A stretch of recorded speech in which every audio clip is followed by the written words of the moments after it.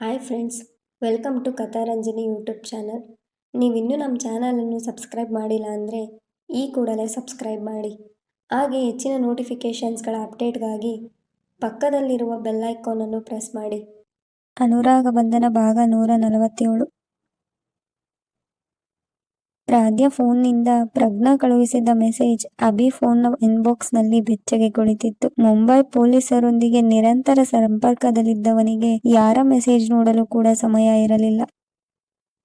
Abhi phone ಏನಾಗಿದೆ? ಅಷ್ಟು ಕಾಲ್ ಮಾಡಿದ್ರು ರಿಸೀವ್ ಮಾಡ್ತಿಲ್ಲ, ಚಡಪಡಿಸುತ್ತಿದ್ದಳು ಪ್ರಜ್ಞಾ. ಪಂಚಮಿ ಮನೆ ಬಿಟ್ಟು ಹೋಗಿ 2 ದಿನ ಕಳೆದು ಹೋಗಿತ್ತು. ಅಭಿಗೆ ಮನೆಯವರೆಲ್ಲ ಕರೆ ಮಾಡಿ ಸುಸ್ತಾಗಿದ್ದರು. ಅವನು ಯಾರ ಕಾಲ್ ಕೂಡ ರಿಸೀವ್ ಮಾಡದೆ ವೈಶುಗೆ ಕೊಟ್ಟ ಮಾತನ್ನು ಉಳಿಸಿಕೊಳ್ಳಲು ಊಟ ನಿದ್ದೆ ಬಿಟ್ಟು ಪಂಚಮಿನ ಹುಡುಕುವ ಸಲುವಾಗಿ ಶ್ರಮಿಸುತ್ತಿದ್ದ. ಬೆಳಿಗ್ಗೆ ಪಾರ್ವತಿಯವರು ಎದ್ದು ಮನೆಯ ಮುಂಬಾಗಿಲು ತೆರೆದು ಹಾಲ್ನಲ್ಲಿ ಹೋಗಿ ಕೂರುತ್ತಿದ್ದಂತೆ ಮನೆ ಮುಂದೆ ಕಾರ್ ಬಂದು ನಿಂತ ಸದ್ದಾಯಿತು. ಬೆಳಿಗ್ಗೆ ಕಾರ್ ಸದ್ದು ಕೇಳಿಸಿದಾಗ ಆತಂಕದಲ್ಲಿ ಮನೆಯವರೆಲ್ಲ ಹೊರಗಡೆ ಓಡಿ ಬಂದಿದ್ದರು. ಅಭಿ ಕಾರ್ನಿಂದ ಕೆಳಗಿಳಿದು ಹಿಂದಿನ ಸೀಟ್ನಲ್ಲಿ ಕೂತಿದ್ದ ಪಂಚಮಿನ ಕೆಳಗಡೆ ಇಳಿಯಲು ಹೇಳಿದ. ಆದರೆ ಮನೆಯವರಿಗೆ ಹೆದರಿಕೊಂಡಿದ್ದ ಪಂಚಮಿ ಕಾರಿನಿಂದ ಇಳಿಯಲು ಒಪ್ಪಲಿಲ್ಲ. ಪಂಚಮಿ, ಸುಮ್ನೆ ಹೇಳಿ ಸೀನ್ ಕ್ರಿಯೇಟ್ ಮಾಡ್ಬೇಡ. ನೀನೇನು ತಪ್ಪು ಮಾಡಿಲ್ಲ ಅಂತ ಮನೆಯವರಿಗೆ ಎಲ್ರಿಗೂ ಗೊತ್ತು, ಬಾ ಸುಮ್ನೆ. ಅವನು ಚೂರು ದನಿಯೇರಿಸುತ್ತಿದ್ದಂತೆ ಕಾರಿನಿಂದ ಕೆಳಗಿಳಿದ ಪಂಚಮಿ ಮನೆ ಮುಂದೆ ನಿಂತಿದ್ದವರನ್ನೆಲ್ಲ ನೋಡಿ ಹೆದರಿ ಉಗುಳು ನುಂಗಿಕೊಂಡಳು. ಅವಳ ಕೈ ಹಿಡಿದು ಕರೆದೊಯ್ದ ಅಭಿ ಕಣ್ಣೀರು ಸುರಿಸುತ್ತಾ ನಿಂತಿದ್ದ ವೈಶು ಕೈಗೆ ಪಂಚಮಿ ಕೈ ಇಟ್ಟು, ಅತ್ತೆ, ನಿಮ್ಗೆ ಕೊಟ್ಟ ಮಾತನ್ನು ನಾನು ಉಳಿಸ್ಕೊಂಡಿದ್ದೀನಿ ಹೇಳಿ ಪಾರ್ವತಿಯವರನ್ನು ನೋಡಿ ಅವರ ಬಳಿ ನಡೆದ. ಇನ್ನೊಂದು ಮಾತು, ಆಗಿರೋದ್ರಲ್ಲಿ ಪಂಚಮಿ ತಪ್ಪೇನೂ ಇಲ್ಲ. ಯಾರೂ ಅವಳನ್ನ ದೂಷಿಸೋದಾಗ್ಲಿ ಬೈಯೋದಾಗ್ಲಿ ಮಾಡಬಾರದು ಹೇಳಿ ಪಾರ್ವತಿಯವರ ಕಡೆ ನೋಡಿ ನಕ್ಕು ಮನೆ ಒಳಗಡೆ ನಡೆದ. ವೈಶು ಪಂಚಮಿನ ಅಪ್ಪಿಕೊಂಡು ಜೋರಾಗಿ ಅತ್ತರು. ಅವರನ್ನ ಜಯ ಸಮಾಧಾನ ಮಾಡಿ ಮನೆ ಒಳಗಡೆ ಕರೆದೊಯ್ದರು. ಎಲ್ಲರೂ ಪಂಚಮಿನ ನೋಡಿ ಅವಳಲ್ಲಿ ಪ್ರೀತಿಯಿಂದ ಮಾತಾಡುತ್ತಾ ಅವಳ ತಲೆ ಸವರಿದಾಗ ಅಳಲು ಶುರು ಮಾಡಿದಳು ಪಂಚಮಿ.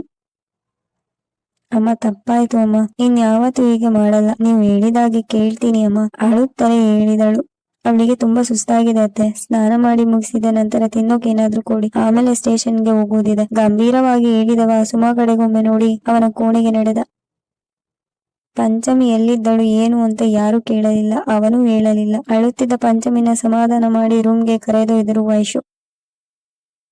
ಅಭಿ ರೂಮ್ಗೆ ಹೋಗಿದ್ದನ್ನ ನೋಡಿದ ಪ್ರಾದ್ಯ ಕೂಡ ರೂಮ್ಗೆ ನಡೆದಳು. ಅವನಿಗೆ ಆಕ್ಸಿಡೆಂಟ್ ಆಗಿದ್ದರ ಬಗ್ಗೆ ಅವಳಲ್ಲಿ ಹೇಳದೇ ಇದ್ದ ಬಗ್ಗೆ ಬೇಸರ ಮನಸ್ಸಲ್ಲಿ ಇದ್ದರೂ ಪಂಚಮಿ ಎಲ್ಲಿದ್ಲು? ಯೂನಿಫಾರ್ಮ್ ಬಿಚ್ಚುತ್ತಿದ್ದವನಲ್ಲಿ ಕೇಳಿದಳು. ಮುಂಬೈ, ಚುಟುಕಾಗಿ ಉತ್ತರಿಸಿ ಬಚ್ಚಲು ಮನೆಗೆ ನಡೆದ. ಪಂಚಮಿನ ಈ ಮನೆಯವರೆಲ್ಲ ಒಪ್ಪಿಕೊಂಡ ಹಾಗೆ ನನ್ನನ್ನು ಕೂಡ ನನ್ನ ಅಪ್ಪ ಅಮ್ಮ ಒಪ್ಪಿದ್ರೆ ಎಷ್ಟು ಚೆನ್ನಾಗಿರ್ತಿತ್ತು. ಅಪ್ಪ ಅಮ್ಮನನ್ನು ನೋಡೋಕೆ ತುಂಬಾ ಆಸೆ ಆಗ್ತಿದೆ. ನಾನು ಅವ್ರನ್ನೆಲ್ಲ ತುಂಬಾ ಮಿಸ್ ಮಾಡ್ಕೊಂತೀನಿ. ನೆನೆದವಳ ಕಣ್ಣಂಚು ಒದ್ದೆಯಾಗಿತ್ತು. ಸ್ನಾನ ಮುಗಿಸಿ ಬಂದ ಅಭಿ ಪ್ರಾದ್ಯ ಕಿಟಕಿ ಬಳಿ ನಿಂತಿರೋದನ್ನ ನೋಡಿ, ಪ್ರಾದ್ಯ, ಜಾಸ್ತಿ ಯೋಚನೆ ಮಾಡ್ಬೇಡ, ಆದಷ್ಟು ಬೇಗ ಎಲ್ಲ ಸರಿ ಹೋಗುತ್ತೆ. ಹಾಗೆ ನಿನ್ನ ಅಪ್ಪ ಅಮ್ಮ ಕೂಡ ಆದಷ್ಟು ಬೇಗ ಬರ್ತಾರೆ ಹೇಳಿದ.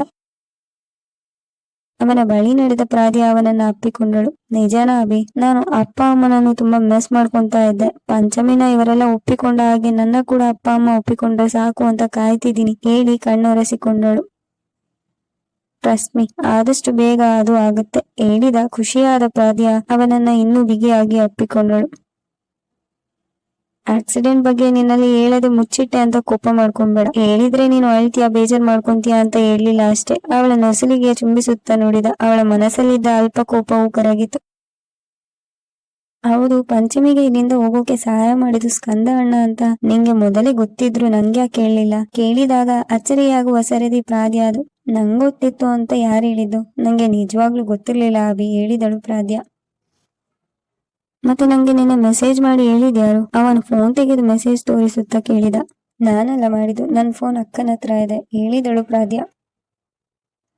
ಅಕ್ಕನ ಹತ್ತಿರನ ಹೇಳಿದ ಅಭಿ ಬಟ್ಟೆ ಹಾಕಿಕೊಂಡು ಪ್ರಜ್ಞಾ ರೂಮ್ಗೆ ನಡೆದ. ರಾತ್ರಿ ಇಡೀ ನಿದ್ದೆ ಮಾಡದ ಪ್ರಜ್ಞಾ ಬೆಳಿಗ್ಗೆ ನಿದ್ದೆ ಹೋಗಿದ್ದಳು. ಅವಳ ಕೈಯಲ್ಲಿದ್ದ ಫೋನ್ ಇನ್ನೂ ಹಾಗೆ ಇತ್ತು. ಅವಳು ಮಲಗಿರೋದನ್ನು ನೋಡಿದ ಅಭಿ ಮೆಲ್ಲನೆ ಫೋನ್ ಅವಳ ಕೈಯಿಂದ ತೆಗೆದುಕೊಂಡು ಪಕ್ಕಕ್ಕಿಟ್ಟು ಅವಳನ್ನ ಎಬ್ಬಿಸಿದ. ಅಕ್ಕ, ಎದ್ದೇಳು ಮೇಲೆ, ಗಂಟೆ 11 ಆಯ್ತು. ಅದಕ್ಕೆ ನಾನೇನ್ ಮಾಡ್ಲಿ? ಇನ್ನೂ ಸ್ವಲ್ಪ ಹೊತ್ತಿಗೆ 12 ಆಗುತ್ತೆ. ಅದಾಗಿ 2 ಗಂಟೆ ನಂತರ ಬಂದು ಎಬ್ಬಿಸು. ಈಗ ಇಲ್ಲಿಂದ ಹೋಗು. ಕಣ್ಣು ತೆರೆಯದೆ ಅಷ್ಟು ಹೇಳಿದಳು. ಪಾಪ ಅಕ್ಕ ರಾತ್ರಿ ಇಡೀ ನಿದ್ದೆ ಮಾಡಿಲ್ಲ ಅನ್ಸುತ್ತೆ, ಮಲ್ಕೊಳ್ಳಿ ಮನಸ್ಸಲ್ಲಿ ಹೇಳಿಕೊಂಡ ಅಭಿ. ಅಕ್ಕನಿಗೆ ಹಳೆ ನೆನಪುಗಳೇನಾದ್ರೂ ಬಂದಿದ್ಯಾ? ಹೀಗೆ ಮೊದಲು ಕೂಡ ಹೀಗೆ ಮಲಗಿರೋಳನ್ನ ಯಾರಾದ್ರೂ ಎಬ್ಬಿಸಿದ್ರೆ ಸಿಟ್ಟು ಮಾಡ್ಕೊಂತ ಇದ್ಲು. ಇಲ್ಲಿಗೆ ಬಂದ್ಮೇಲೆ ಫಸ್ಟ್ ಟೈಮ್ ಅಕ್ಕ ಈಗ ಆಡ್ತಾ ಇರೋದು. ವೆಯ್ಟ್, ಅಂದ್ರೆ ಅಕ್ಕನಿಗೆ ಹಳೆ ನೆನಪುಗಳು ಬಂದಿದೆ ಅನ್ನೋದು ಕನ್ಫರ್ಮ್. ಅಕ್ಕನಿಗೆ ನನ್ ಪೊಲೀಸ್ ಅಂತ ಗೊತ್ತಿಲ್ಲ. ಅದರ ಜೊತೆ ಪಂಚಮಿ ಮನೆ ಬಿಟ್ಟು ಹೋಗಿರೋದು ಕೂಡ ಮನೆಯವರು ಯಾರು ಅವಳಲ್ಲಿ ಹೇಳಿಲ್ಲ. ಹಾಗಿದ್ದಾಗ ಅಕ್ಕ ನಂಗೆ ಮೆಸೇಜ್ ಮಾಡಿ ಪಂಚಮಿಗೆ ಸಹಾಯ ಮಾಡಿದ್ ಯಾರು ಅಂತ ಹೇಳೋದ್ರ ಜೊತೆ ಸ್ಕಂದ ಅಣ್ಣ ಏನ್ ಮಾಡಕ್ ಹೊರಟಿದ್ದಾನೆ ಅನ್ನೋದನ್ನ ಕೂಡ ಹೇಳಿದ್ಲು. ಪಂಚಮಿ ಮನೆ ಬಿಟ್ಟು ಹೋಗಿದ್ದು ಅಕ್ಕನಿಗೆ ಹೇಗೋ ಗೊತ್ತಾಗಿದೆ. ಎಲ್ಲ ಗೊತ್ತಿದ್ದು ಗೊತ್ತಿಲ್ಲದ ಹಾಗೆ ಇದ್ಯಾ ಅಕ್ಕ? ನೀನ್ ತುಂಬಾ ಜಾಣೆ ಅಂತ ಗೊತ್ತಾಯ್ತು ಬಿಡು. ಎಷ್ಟಾದ್ರೂ ನನ್ನ ಅಕ್ಕ ಅಲ್ವಾ? ನಿಂಗೆ ಬೇಗ ಹಳೆಯದೆಲ್ಲ ನೆನಪಾಗ್ಲಿ ಅಂತ ನಾನ್ ಕಾಯ್ತಿದ್ರೆ ನೀನು ಎಲ್ಲ ನೆನಪಾಗಿದ್ರು ನಾಟಕ ಮಾಡ್ತಿದ್ಯಾ? ನೋಡ್ತಿರು ಏನ್ ಮಾಡ್ತೀನಿ ಅಂತ. ಪ್ರಜ್ಞಾ ಕಡೆ ನೋಡಿ ನಗುತ್ತಾ ಕೋಣೆಯಿಂದ ಹೊರ ನಡೆದ. ಮನೆಯ ಎಲ್ಲರೂ ಪಂಚಮಿ ರೂಮಲ್ಲಿ ಸೇರಿರೋದನ್ನ ಗಮನಿಸಿದ ಅಭಿ ಅತ್ತ ನಡೆದ. ಕತೆ ಮುಂದುವರೆಯುವುದು. ನಿಮಗೆಲ್ಲ ಈ ಕತೆ ಇಷ್ಟವಾಗಿದ್ದೆ ಎಂದು ಭಾವಿಸ್ತೇನೆ. ಕತೆ ಇಷ್ಟವಾಗಿದ್ದಲ್ಲಿ ಲೈಕ್ ಮಾಡಿ, ಕಮೆಂಟ್ ಮಾಡಿ, ಶೇರ್ ಮಾಡಿ. ಧನ್ಯವಾದಗಳು.